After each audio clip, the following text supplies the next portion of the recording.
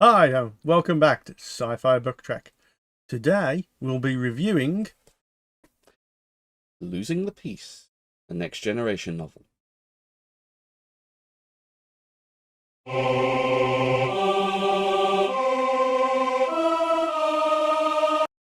right. This novel is set directly after the three Destiny books we reviewed, Mm-hmm.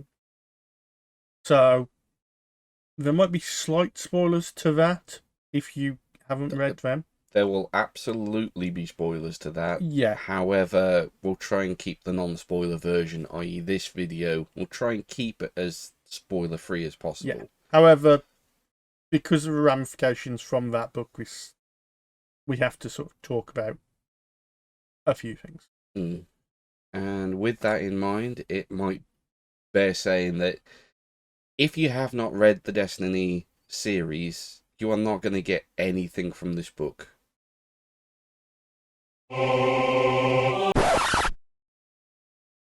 You could take that as my recommendation. Now, this is not a standalone book. You could almost consider it book 4 in the Destiny series. And it would be like coming in and reading book 3 before you've read book 2 and book 1. That kind of goes without saying. Carry on. Yeah. No. I like half agree with you, yes. I think you do need to read Destiny. Where I don't agree is like book 4. But we'll go into that anyway. I would say it's an unofficial book 4. This was published in 2009. Yes. By William Leisner. I think that's his pronunciation. Hope so. If not, pronunciation we're kind of going sorry. to be Yeah. Yes, pronunciation is going to be a problem. But anyway, overall, what did you think? It's one hell of a splash of water. That is one of the things that I would say. It's not the typical novel. It's not a typical Star Trek novel in any respect. It does require that pre-knowledge of the Destiny series. And whereas the Destiny series was an epic action-adventure culminating in a triumphant... To try not to, spoil anything, but Destiny's triumphant conclusion, this is a massive splash of water in the face to bring you down to the realities of the situation of that, of that conclusion. Though I would somewhat agree, I also think it does end on a slightly high point. It does. It's more hopeful. Well, yes, I don't say it resolves the problems it sets up, but it at least shows us a way forward. I think this book is more well written than some of the Destiny books, like other prose. But its story and I would say its narrative is about the same, but the story is a lot less. I know I'm comparing it to 3 books, but even just comparing it to 1 book, the story to me, I don't think it needed to be this long. And for what it did, and for how things transpire in it, I don't think... Well, one, it needed to be that sort of shorter timeline, but also it didn't need to be expanded and written as much. This book could have done with losing maybe 1 or 2 chapters, and it would still done its job. I think I know what you mean. The thing is, it's a very dense book. There's an awful lot of characters in it, and sometimes you can lose some of the... Sometimes you can lose some of what the book is going for. I think... Well, you say there's an awful lot of characters in it. Compared to the Destiny books, there are only a few. True. I mean, it mostly revolves around... I would say Picard, but more it's people on the Enterprise and also Beverly Crusher. I mean, that's interesting because I got a completely different character layout. Yeah, I mean, it mostly goes with Chowdhury and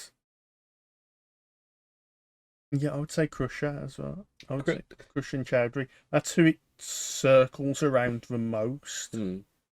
Crusher and Chowdhury do form the two major plot lines. Yeah. But you've also got sort of almost a subplot with Teresa Chen. Yes, there are a few subplots in it, but it still feels they're still like in orbit of the other two, rather than their own separate thing entirely. I mean, you've got a touch of Geordie LaForge in there, which seems to go nowhere. That could have probably been... That starts near the start and just goes pretty much nowhere. Yeah. You've got some other people who play parts in other people's stories, but their arcs seem to go nowhere. I would say it's more Crusher than anyone else, and that brings me to the cover of the book, which is Worf and Picard. Yes. I don't think they belong on the cover. Weirdly enough, yeah, I had similar notes myself, because Worf, for his part, he's just there. Yeah. And Picard... I mean, he's helping Chowdhury, you could say, occasionally. Yeah, but I'd say he's a minor part even of that. I would say, look, I know it's a book and you want it to sell. Having Picard on, fine with, but I think it would have been better with Picard and Crusher. If you wanted, like, the two characters that are known to the next generation TV audience. Well, yes, because it would be not impossible. It feels like their book, because Worf is, I would say, minor character. Yes. But, I mean, like I said to you, it almost seems like just the picture of the front cover. It's Patrick Stewart and Dawn, Michael Dawn, just made up for a photo shoot, and Dawn looks like he doesn't want to be there, and Patrick Stewart's like, where do you want me to stand? Yeah. So, I mean, I don't even know whether it's... And, like, there's a cityscape behind which... it doesn't really apply, unless you want to consider it as one of the planets that has been... Well, no, it doesn't even apply then, because... They don't visit. Yeah. Yeah. So I felt the need to cut in here because this has really wound me up when editing this video. It's difficult to appreciate the size of the image sometimes, but just know that this book is a 4" by 7" paperback. The images of Worf and Picard are the primary element on the cover. It's only when editing this video and using high-def scans of the cover that I even realised that there were people in the background.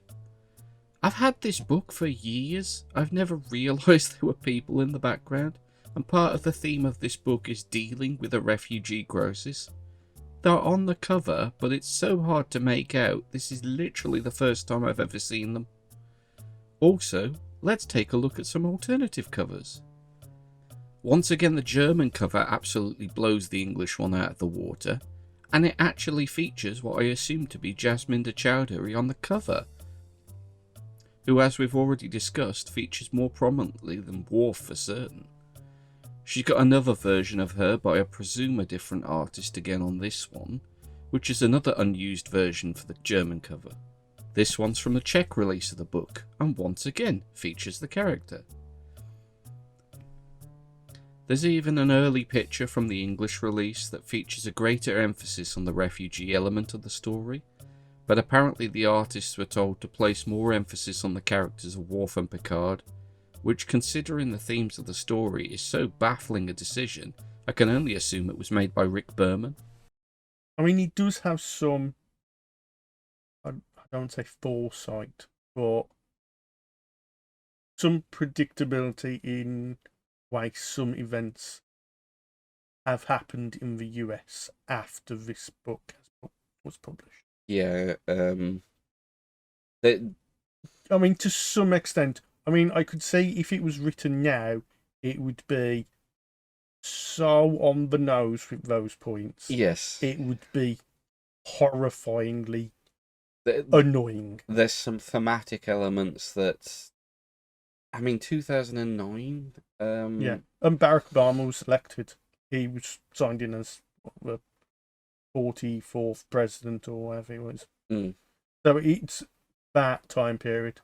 Yes, but this is before, or arguably before, the political movement, which would have... before the political divide in America just became, a battlefield with trenches and pillboxes. Yes. Yeah. So I could see, one, this book would probably not be written like this today. It would be god awful. Mm. But when it came out, it was kind of, I wouldn't say forward reaching, but it highlighted some problems that sadly keep recurring. Yeah.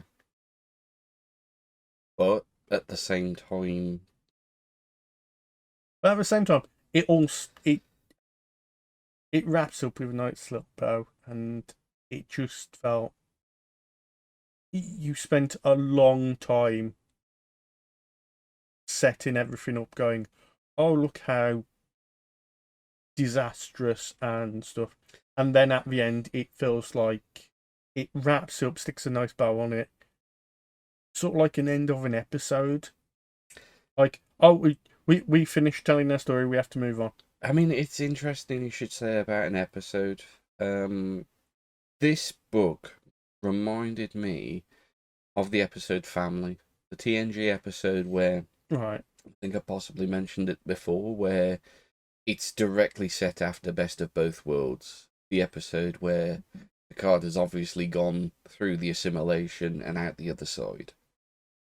And there's an issue with that episode, is that it's very difficult to mark down it's very difficult to grade that episode against other episodes in TNG, in the TNG series, because it is so different. It's very hard character study, but it's not space travel. It's, Enterprise is basically in dry dock for most of it, and it's an opportunity to lick the wounds from the events of Best of Both Worlds, but it's not a typical TNG story. It's not what you would expect from the series as a whole, and for that reason it makes it very difficult to grade against other episodes in the show, because it is so different. It delves a lot deeper into interpersonal relationships of Picard, of Worf, weirdly enough. But that feels like this one. It's not a typical book from the Trek series. It's not exploring the depths and breadths of the universe. It's not exploring scientific curiosity. It's a heavy exploration into what happens when the bad guy, the big bad evil guy has been defeated. What happens now that they've got to gather, the civilians have got to gather food for the winter? Well, that's the thing. You say that, but I think it was too narrowly focused, especially coming from the Destiny series. This felt completely, it's like sort of a tiny sliver, rather than showing you the universe. I weirdly enough, I would disagree with that. I would say that it tries too hard to show you different people, different situations. I would say it touches on it, and it pays lip service to stuff, but it doesn't actually. It's narrowly focused on one point and that seems to be about it for me. And it's like, I see what you're doing, but it would be nice. Like, you never go back to the president, and because she only appears once in it, Yes. and like blink and you miss her. You never go back to her, find out what's going on, what she's thinking, what she's doing. You don't have an idea what the Titan's going through. You don't have an idea what the Aventine's going through.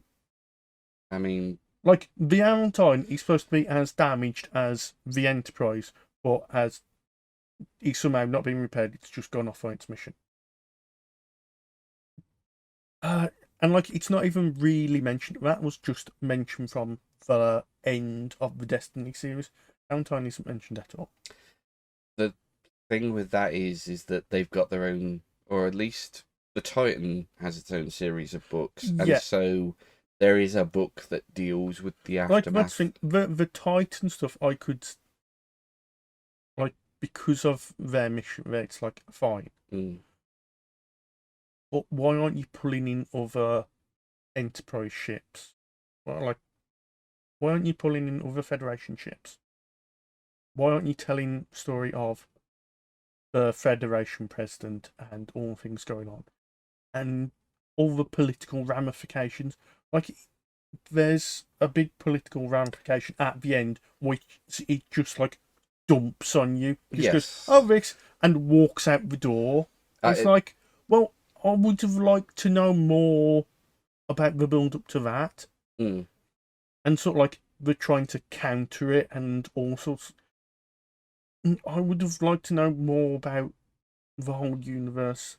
But at the same time, I feel like the book's trying to give you a cross-section, a microcosm of what's happening across the unit, or rather across the Federation, across the galaxy. I get that, but he didn't do that for me. Okay. That's what I'm saying. No, I can. Don't get me wrong. I can understand. Like, I'm not going to tell you your opinion is wrong. But no, like, it paid for me. It paid lip service, and like, it had bits, but yeah, it wasn't enough. You feel like it should have been sort of more tightly. I think it should have been a bit more broader in scope. But you also think that it could have lost some of the... I think it could have lost some of the... bits that went nowhere. That went no, yeah. And like, even some of the main character points and like their emotions and stuff, it felt like, one, you could do this tighter and better. Or two, it just felt tropey. And I just got kind of annoyed with it slightly. I was like, okay, we've got to wait for the bit, right? Okay, when's that coming? All right. Overall, I think if you read the Destiny series and you like that, it's a nice little follow-up. I wouldn't go so far as to say it's a Ash of Cold Water or anything. It's just what happens next. Yeah. I mean... to Picard and the Enterprise, really. Yeah.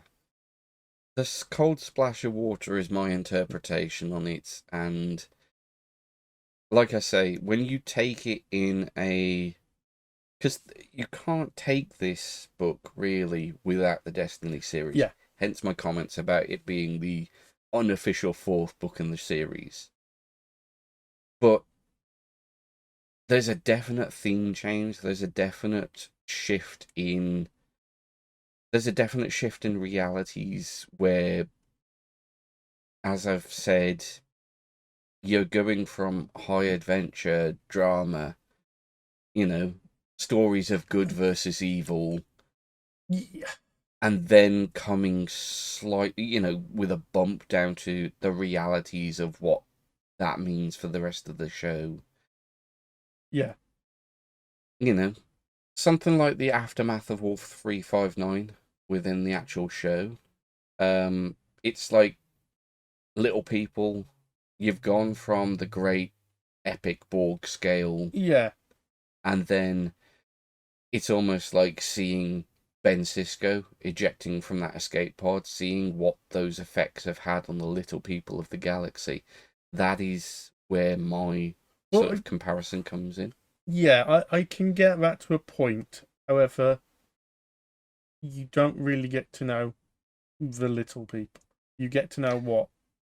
I'll grant you that's fair. I wouldn't even say you get to really know. You get passing glimpses at some of them. Some of them have names. Yes. And that's probably as far as it would go. Well, there's the thing. I'll grant you that's fair, but I think some of the characters... I think there's an expectation that you're going to know some of the characters from their other outings. Chowdhury featured somewhat in the Destiny books, so therefore you're going to pick up on her coming through in this. Teresa Chen. Teresa Chen has got an entire... She's got a plot line that I was talking about the non-Federation people who are named and you know a bit about them, and then that's it. Yeah, it's another one where, like with the Destiny series, you've got only a certain amount of time to... If you've not met the character before, you've got a certain amount of time to get stuff down on paper, whereas someone like Picard, someone like Worf, you know them. You've known them through the entire TNG, and presumably you're reading a TNG book because you watched the show. Yeah. We find out a lot more about Beverly Crusher and her background that we didn't necessarily get in the show. At some point, it left me asking, why? But I think we need to talk about that in spoilers. Yes. And on that note... But also, if anyone's wondering, Voyager is still lost in space, apparently. Who knows where it is? Yep, not mentioned. Not mentioned at all. But yeah, so overall, you would recommend it, or would? I think my recommendation comes with the caveat that you've got to have read Destiny in order to get anything out of this book. But yeah, I would say, you know, it's an interesting bit of reality compared to High Adventure. It might be too much of a, a shift compared to where Destiny was going compared to what this book does. Okay, yeah. But you know, if you like a bit of the world being fleshed out and not just okay, the battle is done, now what? I think if you read the Destiny book and you really, really want more, maybe not to know what happens, because this doesn't give you all the answers you probably have from Destiny, but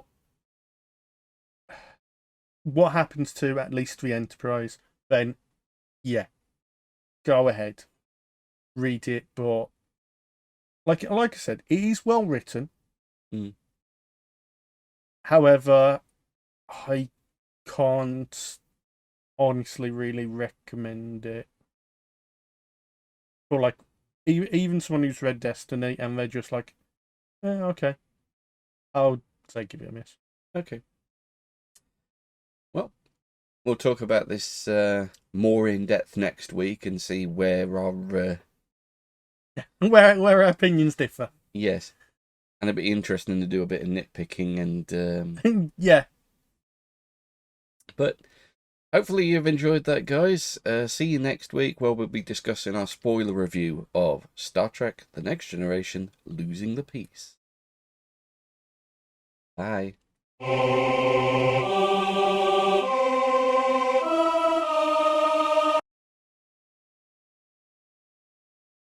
すみません。あらあら、慌てんぼさんですね、一星君。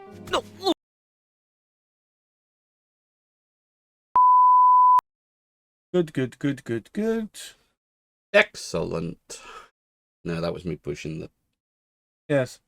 Excellent. That's also so close that Inconceivable.